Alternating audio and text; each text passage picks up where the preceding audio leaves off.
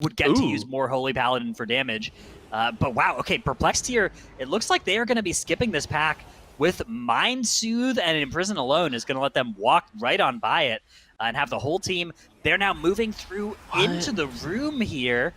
And do they have the lantern activated in the corner? They do. Wow. So this lantern was moved from the one corner, and now it actually covers the other corner. And Perplexed are going to be able to get all of their stacks of lantern buff from fighting these mobs right up against this corner here. This is a new evolution in strategy that we are seeing here from Perplexed, and this is awesome. This is get a lot of stacks out of this.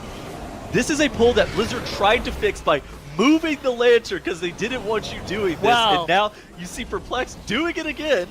The lantern in the other spot, it had the problem of like you would pull the patrol that walked into it. So exactly. But yeah, I really like. So they just walked past that mini-boss, Shadow melted off the aggro, and now they are using those Plague Borers to deal with all of this trash. They will be spawning Pride very soon. They might be just keep pulling those Plague Borers on top of the Pride, on top of the boss, which will be very valuable. We'll see how they deal with it, as Obey Alliance is already in the last phase of Dr. Ickes, but they are still behind in trash. On their side, they're 7% behind. But the two deaths on Echo's side, it's still incredibly even between those two teams. Oh, here we go. This is actually crazy smart. So what they did is they killed the first platform on the front right so that the boss spawns and jumps there initially. And now with the patrol timing, they were able to finish off all the trash they dealt with. If they wanted to, they could tag the boss right now and pull him in on top of those Plague Borers they have. And they are doing that. They're going to use these Plague Borers to kill both the Pride and help them phase the boss to the first transition earlier. This is exactly what I was talking about. This is just free boss damage here. Look at how much damage these Plague Borers are going to do. Instantly, 8% of the boss's health gone. Now going down to 70% easily with the Plague Borer damage. They just phased the boss for free. I don't know why more teams aren't doing this. This is so easy. And they're going to be melting this boss so quickly. They have all cooldowns available. They have Bloodlust available. They have the Ashen by mode. This boss is going to be melting for them. So it's definitely DGS in the lead now. Even with that 5 seconds from the death we had earlier, that's not going to matter at all. As we can see, General Kyle just completely melting. While Obey Alliance just now 50% on that Pride. They might be pulling the boss on top of the Pride eventually, but it's just not going to be enough, I feel like. As Holo is also struggling a little bit with mana as well on their side. Yeah, those mana problems are going to be solved as soon as the Pride goes down, but I mean, they need to make sure that they're going to be able to survive until then, and you can see the huge damage coming out on the whole group. It's going to be the Bloodlust, though. They have the Pride buff, they have the Ashen Hallow coming down. I don't think it's going to be enough, though. Almost half of the boss's health was already taken care of by Gargoyle before Obey Alliance even got into the pull here, and their boss is dying quickly, but I don't know if they'll be able to make up this difference. Oh, it's good. I mean, They actually caught up quite a bit. I mean, if you look at the percentage of the boss, they did manage to catch up quite a bit. Oh my goodness! I mean, I think it's the Ashen difference. I don't think Mold had Ashen ready. Well, Obey Alliance did actually have Ashen. I mean, look at the amount of damage. And Chompy on the Shadow Priest is doing so much damage. And the 5 seconds difference of the death as well. I think this might actually be Obey Alliance who is catching up here at the very last second of this dungeon. This is unbelievable. The amount of damage from Obey Alliance is just absolutely crazy. What? On this single target fight. They actually just won. Wow, okay, that was unbelievable damage by Obey Alliance here at the end. Oh my goodness, Wow. Obey Alliance on that one with the come from behind victory. I mean, it was close the entire way, but DGS started the fight first and everything, but Obey Alliance just destroyed General Call on that one, Tettles. It allows them to save their cooldowns for the damage dealt increased buff that you're going to be getting from that Koltha Rock, with amped up with that Prideful buff. So this is really good for the Golden Guardians to make sure that they were able to save that Prideful buff. And they were able to save a lot of their cooldowns by using that Ashen Hollow. Perplexed here have spawned their 40% Pride. They all have taken that portal in tandem. They are looking to pull that Prideful into the boss. That's how they're going to use their Bloodlust, just a little bit different. Wolf Disco unfortunately getting stunned there. The Pride will evade and then teleport to them momentarily, but it does take a moment to get there. It will have a lot of stacks, so kind of scary, but not something that can't be outdone. Yeah, that is the power of the Bloodlust cooldown. It really does make some things possible that otherwise wouldn't be. And you can see they're holding on to it for a second there. Ooh. And now out comes the Ashen Hallow. Out comes the Bloodlust. Where is that Pride? Where's the Pride? Going to teleport. Maybe they found a way to actually skip it entirely rather than have it teleport. Maybe they hit their Invis spots before they clicked on the portal or something. Or maybe it's still on the way at some point in the future. But if they have found a way to make that Pride skip happen, this could be a big time save for Perplexed. And you can see with that Lust, they are melting this boss. They are catching up to where Golden Guardians are. They're within 10% now of the boss's HP. They're catching up on count as well. And yeah, that Pride does not appear to be anywhere to be found, so it is not going to come in on this boss. I'm so surprised because they were definitely in combat with it. You saw Wolf Disco get stunned by the Pride lines even. Yeah. So they must have found a way to be able to drop the combat with it. I'm not entirely sure how they would have been able to do that, but hey, Perplexed coming in with new innovative strategies. Even in our grand finals, this is our grand final weekend. This is looking really great for them. But that is not an insurmountable lead here. PIME are going to get started on this boss, but it is a 20 Tyrannical. Here comes the Bloodlust. Here comes all of their cooldowns, and they are going to try. Actually, they don't have Ashen Hallow available just yet. It looks like JB does have his wings up. We'll see if that means that he also has the Ashen Hallow here on pull. If so, that might mean that they get a little bit more damage here. Yeah, if they get to combine that with all of their cooldowns. It doesn't look like they've pulled the trigger on the Bloodlust just yet, so maybe they are waiting. There it goes. There is the Bloodlust, and yeah, it looks like JB is actually going to be holding his wings here for a bit until he gets back to his Ashen Hallow. And I mean, yeah, he popped him right there. I think that was maybe a proc. They play that proc trait, yeah, because you can see the cooldown remains unused up at the top of the screen there. And Lord Chamberlain now at 49% health for PIME, whereas it is at 57% for Golden Guardians. So it's 10% now. It's closing. There's the Ashen Hallows coming down, so both teams are going to have advantage there. I mean, neither team has an advantage relative to the other on the Ashen Hallow timing. 27% to 34. The gap is closing now. It's sub 10% between these teams. 3% health now separating these two bosses. You guys gotta go! They are accelerating here. Is it going to be enough though? 1% now separating these two bosses' health, both at 13% at the same time. And now Golden Guardians are actually in the lead. My gosh! They have the boss somehow lower. There's the Elysian Decrees now coming out as well. 4% versus 7%, and somehow Golden Guardians, the Golden Guardians are going to do it! They've just snuck a little bit more damage in here, and they're going to win this game! Oh my goodness. No way. Are you kidding me? Golden Guardians, even though they killed the Pride later, they had way more damage. You gotta look at the sigh of relief on the face of JB as he takes that victory. The boss pulled at 508 for Perplexed, whereas Guardians are still working on their Pride. Both teams at identical trash percentage, and it's gonna be 520 that it is pulled for Golden Guardians, 522, so 14 seconds of difference here between these two teams. Perplexed are going to have two of their members just hanging out up there on this ledge. This is something that your ranged DPS players can do to mitigate the effects of several of the boss mechanics during this fight, but it means they aren't participating in that bouncing of the Arcane Lightning, which is a drawback. It looks like Ryson hasn't popped his second Ashen Hollow of the dungeon yet. So you can look at the Golden Guardian side. JB did elect to use his second Ashen Hollow of the dungeon here, and Ryson is his down now. I think he just used it. He used it really late, which is kind of strange. I wonder where he used the first one then, because it's assumed that JB used his on the first pull of the instance, which happened 20 seconds into the run or whatever. Whereas Ryson's, he held his so long into Dealer's Iexa, it made me wonder if he potentially used it on a trash pack, like the second trash pull of the instance as opposed to the first one like JB. Dude, what is happening here? Golden Guardians are actually going to kill their boss half a second ahead of Perplexed. It's the Buck diff. Despite pulling the boss 14 seconds later than Perplexed, they just blasted so much more DPS into that.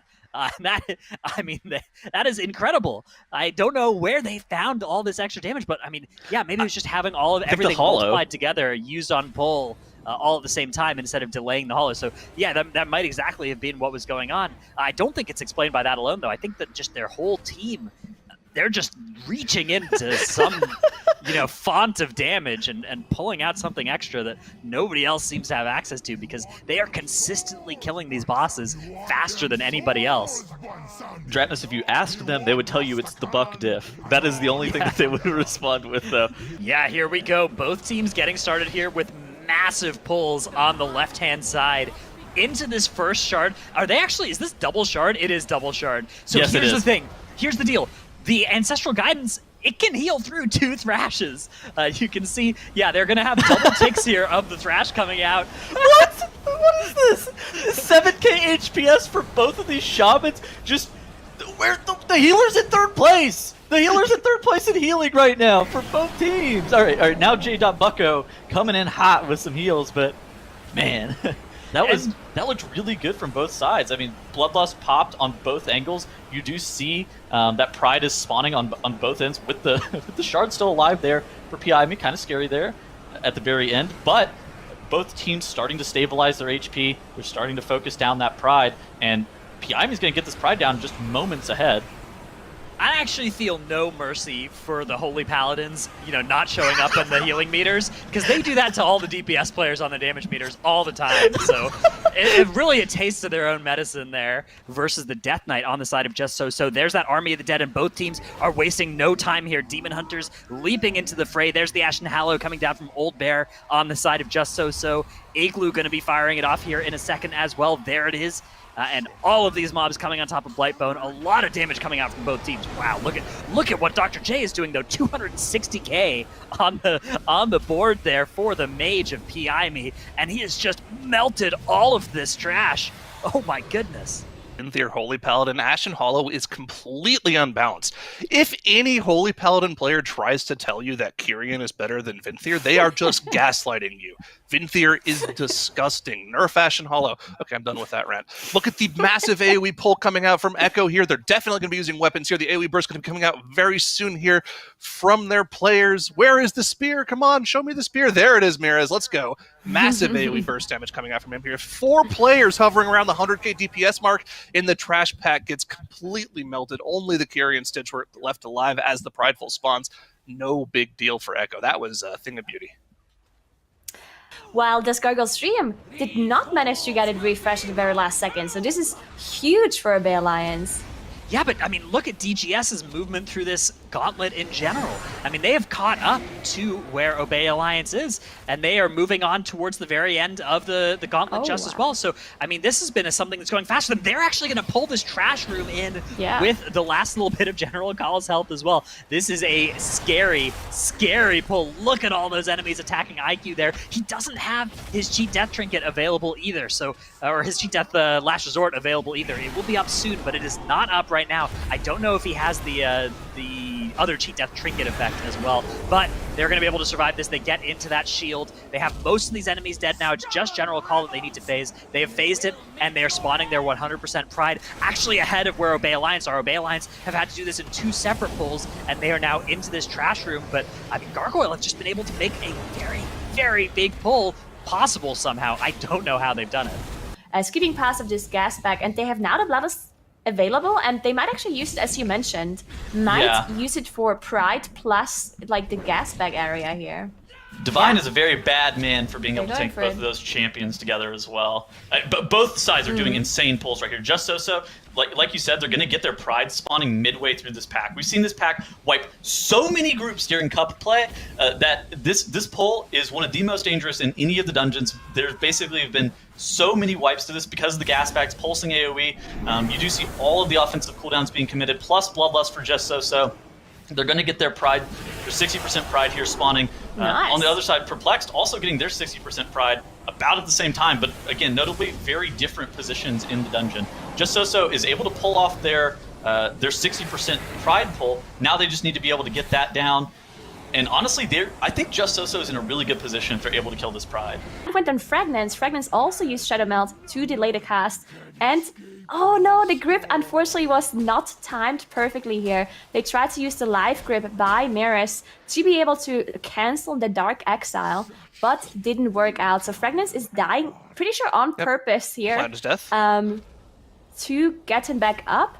Because obviously it's much faster to just have your damage dealer up here, especially because Nalthar is so low already. So Fragments was not, he didn't die accidentally. That was actually on purpose, just to get him back up quicker. I mean, it also makes sense that like the Moonkin would be there to help facilitate like the Holy Paladin, But Just So-So's Moonkin is Yeah. not even running Heart of the Wild to be able to help their Paladin heal. He's running Bash. So, I don't know. It's Yeah, really... and the Elemental Shaman would help too, right? With Ancestral healing. Guidance, exactly. With AG, Yeah. there is a lot of healing that absolutely can happen. What just happened for Perplexed? Did they reset their boss? Yes, they did. What happened? I'm not actually sure what happened, but yes, the boss reset. boss so that's is no a longer huge there. chance for them. Yeah, it's reset, so they have to wait until it's respawned and they have to go again. They used their Bloodlust, and the Pride is running, so this is actually a huge time loss for them, as it just now is respawning. You know, if just a couple of things, maybe 5 or 6 things go slightly right for them, or one big mistake happens for Perplexed, then we're starting to get back into this one. But, I mean, you're It is right. bolstering, too. It's true. It is bolstering. And, okay, oh my goodness. Oh, they just one-faced the boss! Perplexed is... What on earth No, is now they're happening making a to that U-turn. boss? Dude, Yeah, now so that, this okay, is... Well, this is actually a faster way out of the maze, interestingly enough, than waiting for that RP. So this is a cool move by Perplexed, and it's about 2 seconds faster if you all mount up right after the boss and then run out the edge of the maze they get here. slow fall. They're And gone. with the slow fall, this is actually going to save them now 10 or 15 seconds relative to waiting for that wall to drop. The wall will be dropping right about now, and they are already down here getting this next trash pull. So very cool movement through the dungeon here from Perplexed. That's something that I expect you will see other teams starting to pick up as well, because it is certainly a time save to be doing this maneuver. They're all jumping with slow fall, trying to make their way towards this Mechagon wing. The Golden Guardian's getting there slightly faster, at least Yoda did, which is the best part. Like, if your tank is able to get there even before the rest of your DPS, the tank is able to get the mobs grouped up. But Perplexed and Different Golden Guardians are strategy doing here. Yeah, so Perplexed into Divine is combat, going to meld. He's melding off the 2 big guys. No, Everybody's he's in not. combat with the Just small the big guys. guys. Yeah, the big guys were only in combat with Divine. So the big 2 warlords are going to be skipped here, and Perplex is going to pull the 5 small mobs onto the dental drill. This is not something we've seen out of anybody before. Okay. And this is really cool way to save some... Oh my goodness, what are they doing? And they're now pulling in the Arf and the Headless Clients as well. Okay. This is such a dangerous combination of enemies to be fighting. Watch Divine's HP. Divine is going to be the linchpin for a pull like this. The Arf, and all of those Bone Soldiers on top of him are very scary. You do see those Bone Soldiers are stacking up that disease on Divine. He does still have his cheat death effect. I think he has both of his cheat deaths actually up for him. And he just stands there channeling Fleshcraft at them, and that is the power of the Necrolord Covenant coming in there for Divine. And the Demon Spawns as well explodes instantly to his Throwglaive and heals him for a bunch of health as well. The Necrolord diff here coming in for Perplexed. He is and manning up. They have made one pull out of this entire wing and its defenders outside. They're spawning their Pride in the tunnel. And you do see Golden Guardians gearing up for a pretty large pull here. You have to be very careful of the Priests and the Hoodoo Hexers, because they both have heals of some varying degree of effectiveness. The Hoodoo Hexers require a lot of kicks typically, but Golden Guardians do not care. They are going as big as possible. They say, this is an arms race here. This is the MDI. We're going to earn this pack, and it dies or we die. And so now everything is stunned for 10 seconds. You're going to have a lot of casts coming out of this urn.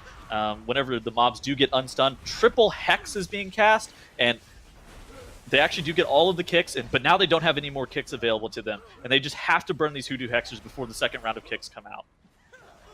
Yeah, a lot of important casts there. There's going to be the Mass Dispel coming out, and they do have their 80% Pride spawning now. One thing they've done as well is they shackle Undeaded at one of the Deathwalkers from earlier. That is now broken, and the Deathwalker will be walking slowly towards them, although there is an explosive orb they do need to kill there. Shakib, great awareness, tapping over and taking care of that explosive orb. And so this is a cool little adaptation there. They made their pull slightly easier, but they've made their Pride slightly harder now. Yeah, and I mean, if you look at the time, how they dealt with this first pull, it was so even. I think there was like half a second that separated those 2 teams when they finished off that first pull. So incredibly well executed. Looks like Echo is pulling the boss immediately onto this whole first trash pull. This is incredible. So they're using the Ashen Hallow by Sally. They pulled the whole area with the Brute and the boss. And look how fast the boss is dropping. They're also going to be spawning the Pride, if I'm not mistaken, with this Brute here. So I'm not sure if they want to keep it alive to not spawn it, or if they are planning on bursting down the Pride with the boss. I mean, this is an insane strat by Echo just now. It looks like their damage is being assigned, so these two are going to die right around the same time. This is really cool. That Brute has a lot more health than the other mobs that are near it, so what we've seen teams do is they decide, look, we can just AoE to our heart's content because that Brute has so much health. We're not in any danger of accidentally spawning this Pride, right? And then once there's just 2 mobs left, it's easy enough to focus damage into that one main target there, and you can see perfect timing. The boss goes down and the Pride comes up right at the same time, so Echo is not going to be losing any effective time, and they will now get to single target this Pride. They are both ready to skip to the general call, Trash Gauntlet. That is the next order of business for Echo. Perplexed almost there as well. They just have to finish off this boss, so something like 30 seconds or so is going to be all of the gap between these two teams. That is enough for Echo if they can make this work. And look at what they're doing. They're going all the way to this lantern. This is so bold. They are going all the way up ahead to the lantern here, and they're going to fight the first 2 halves or 2/3 of the gauntlet all at once here, opening up the lantern. And once they can kill this, they will be safe because they'll have 50% extra damage and healing. And there it goes. All of those lantern buffs coming out onto the team. And now they get to deal like 20% of General Call's damage. Once she gets to 90%, she'll kind of go invulnerable for a bit and then run close by and now come back out of invulnerability, and they can keep fighting her. There it is. This is really cool. Yeah, so I don't think they're actually gonna have Ashen, because I do believe Salia actually committed the Ashen Hollow on the 3rd boss, so it's not gonna be ready for this. But they have all the damage dealers cooldowns. They have the PI, they have the Bloodlust. Everything is being popped and gathered in that Kyrian Spear as well. So we'll see if they can do it now. All eyes on Echo. If they're going to be able to pull this off, then they're definitely going to be in the lead, because Perplexed has to do 1 extra Angel pull after they're done with those 2. But this pull is so difficult for Echo. They don't have any Enrage dispels. And you can see now dropping incredibly low. All of them are in raging range now. So they need to have all of the defensives that they have available to them, and they need to be able to kill them within only a couple of seconds of each other. They do have the Touch of Death from Fragments that can help out in case someone... And they did it! All of the Angels are dead. They are now going into the corner to bait the spawn of the Pride, and they're going to be using the Invis potions to just skip this Pride completely. And that was incredibly well executed by Echo. In Perplexed here, they do, like you said, they still have this Flesh Crafter available. They're not going to kill this at all. They're not even going to get 100% Pride. Instead, they're going to use those Raging Cleavers to be able to just kill off some of the targets that they do need. You see Wolf Disco polying that Flesh Crafter to get him healthy again. So I think at this point, it's Perplexed being in the lead, just because this Pride that Just Sosa is playing, I don't think this is actually giving them that much.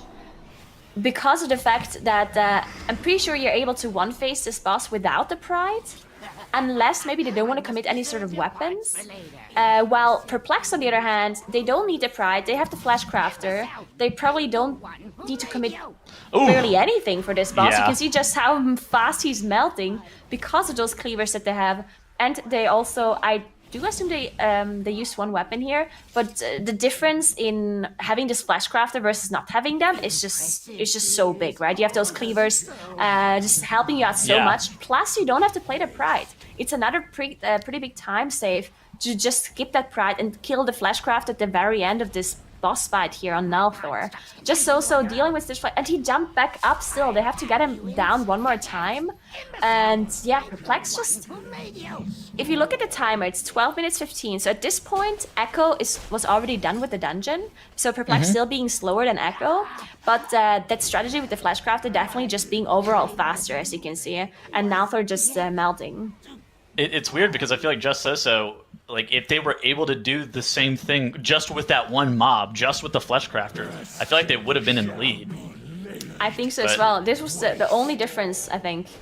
Because they were actually had up until that point where Perplexed carried that Flesh Crafter with them. So that's the only difference here. I think Just also had a better strategy, or at least executed it better up until that, and up until deciding to not take the Flesh Crafter with them further. Okay, yeah, Golden Guardian's into boss, but Lip is down for them. And so they are getting into boss here. Yeah, they got him up. Fired Up here does have that Wonder Grow, all those stacks on him, and the Prideful buff. But somehow his damage done is extremely The boss is healing. low here. The boss is healing Sanguine. The boss is healing Sanguine. Oh no! The PI and the Combust coming in for Fired Up, but the boss literally just healed it all back up. That is so bad for Golden Guardians. Yeah, they're keeping this Fungal Mancer here. They get the Turn Evil on the big slime. The Frost Nova on the little ones as Fired Up is forced to do all this utility work while he is this massive damage buffed mage. That has not got to be a good feeling there. He turns into a giant soul-shaped frog as well. Dragon Breath and Ring of Frost. These are not the globals you're looking for when you have all this damage buff on you, and it's not going to be enough to stop these slimy morsels from making their way into Globgrog's tummy either. This is so bad. Yeah, This is Globgrog. so bad for I mean, Golden they've Guardians. dealt like 3 full health bars of Globgrog's health, but it's not gonna stop him as he keeps healing up for them. Meanwhile, Piami, they have their pride buff. They have the same trash count as well. They're working on Globgrog, and somehow they're actually not even clearly ahead at this point, even though all of these things have gone so much better for them. Yoda's Darkness going to proc once again from that Darkness Legendary. He is trying to stay alive here, trying to keep tanking, but look at all of these smorgasbords now. No. There's so much stuff coming. It's going to be the Fear Sigil, but that'll only last them for 20 seconds before it I think they breaks. got this. I think they can get through this as well, but the slimy morsels are about to reach the boss, and Yoda's going to have to start running in a big kite there. It's going to be the Ring of Frost once again, but one morsel is going to make it to the boss. That's going to heal it up to 12%. They need to keep these smorgasbords away from the boss, but there's so many of them. There's the Plague Belcher. They're kiting into the puddle now as well. Oh no! 5%, 12%, it's healed up once again. One of the morsels has reached it, and they're trying to hide here. Yoda, though, Shakib goes down for Golden Guardians, and Fired Up is cauterized here. The Please kill the Grievous boss. on him as well. The boss back up to 44% health. Golden Guardians have been vanquished here by Globgrog. This is going to be a catastrophic full team wipe for them that they have tried their best to recover from. It will not be enough as Margrave Shadama now arises for the third and final time for Golden Guardians. If they can just get through this phase, they will be taking this series 2-0 against Piami, which would be an incredible, incredible start to their weekend. But this is the hardest phase. They have to deal with all the mechanics, not just of the phase, but also of the intermissions. You can see the tentacles now starting to spawn. The ads spawned as well as they are moving just carefully. They've done it. Golden Guardians are going to take the series here 2-0 up against Piami after a catastrophic wipe on the first boss. That is absolutely insane. After having a ridiculously slow and painful wipe on Globgrog, which we highlighted before the match began. Oh, Mason actually going down again. Mason already went down on the platform earlier. He did use his Ankh to get back up, and now he went down again. They do have a battle rest available, but it has to be the engineering rest that they need to use here. And I also don't see where he is. He didn't fall down, did he? Did he? I don't If he see fell where down, he is there's either. no way Did he they can fall rest him. off? How would he have fallen off? I wonder, like... Okay, so it's possible that he fell off while trying to pull the Shackled Soul?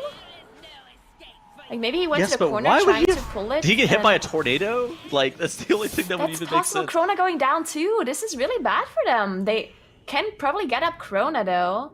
Yeah, so there's But a world also marker on his also- body. Okay, there we go. Yeah. So they did get up Krona. They are probably able to finish up this boss.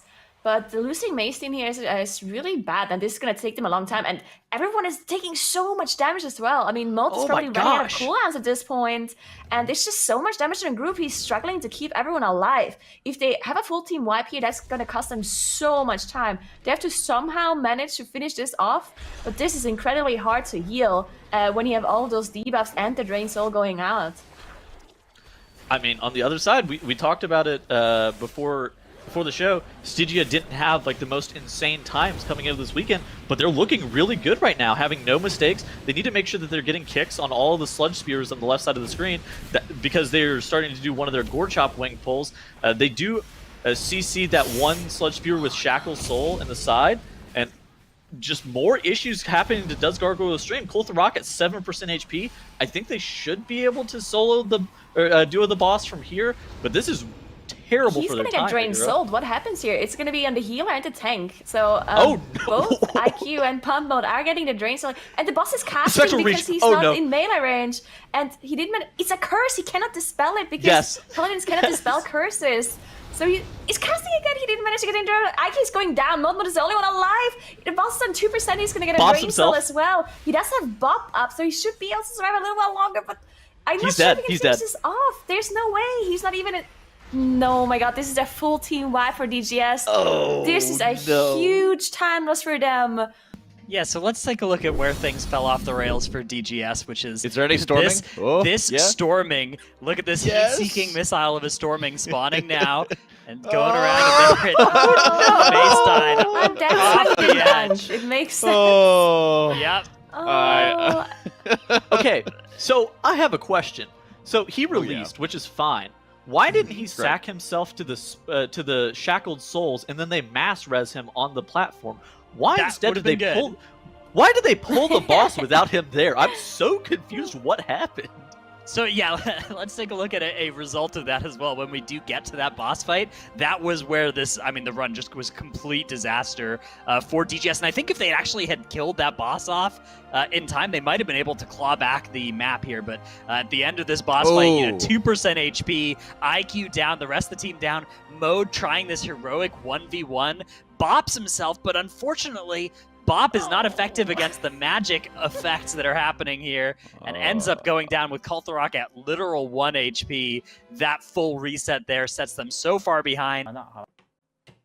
打傲慢，打傲慢，打傲慢，转傲慢，转傲慢。低保水明商这个名字其实，然后正好那天呢，我们僧多少那个武僧他去开低保，因为没有东西选，只能选个名商，说啊就叫低保水明商吧，然后我们就用了这个名字。你要死了，你要死了，你要死了，你家死渣了。确实挺随意的，但是。自从选了这个名字以后，大家的低保全都是名商。光辉吃球！我是 PDF 低保水名商的队长，同时也是队伍里的治疗。一般常用奶萨，我在我们队伍里头就属于一个逗逼。因为有的时候训练嘛，尤其是失误多的情况下会比较低迷，有这样的一种调侃，可能对大家的心情会有一定的调整吧。撤，兄弟们，兄弟们撤！翻车了，翻车了，兄弟们！好，这是个错误示范。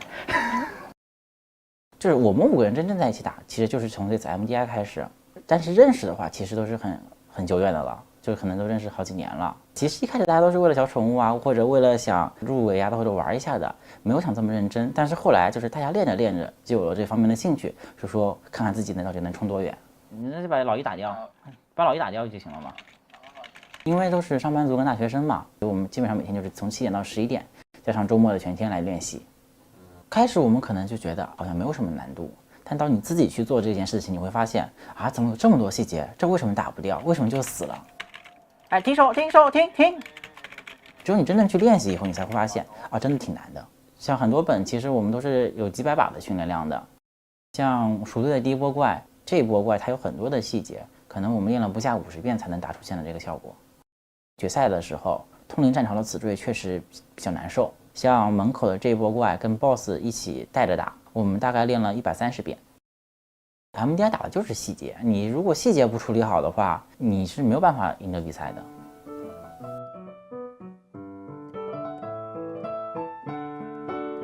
我在设计院工作，做工程设计的。我平时在家里头就弹弹琴啊，玩玩魔方啊这种。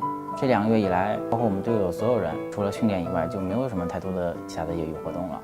应该说，一门心思全都扑在了 MDI 上面。就是我们可以明显看到我们自己的进步。从第2轮的杯赛，我们所有人只能玩自己的一手职业，到后来的我们不断的去尝试新的阵容、新的路线。从最开始的集合式路线，到变最后的做 MDI 的国际路线，然后到整个阵容的国家队阵容。能走到这一步，其实对于我们而言都是非常满意的一个结果了。我应该是在我大学的时候，也就是6年前左右的时候开始玩的魔兽，然后好像整个生活中也就变成了魔兽填充了一切。我平常在工作跟游戏中反差还是比较大的，因为我工作其实因为属于设计嘛，就每天对着电脑。部分的甲方上下级啊，游戏里大家就是很平等的、很愉快的去交流，不会有那么多的负担。就你玩魔兽以后，你会发现你身边多了很多朋友，跟你志同道合的好友。怎么啦？通灵战潮的那一波拉法嘛，行啊行啊，跟你们说嘛，来嘛来嘛。我们进了国际赛以后，我们可能是这8支队伍头唯一一支非职业队伍了，差距还是会有的，但是我们还是愿意是尽我们自己所能吧，打好我们自己的风采。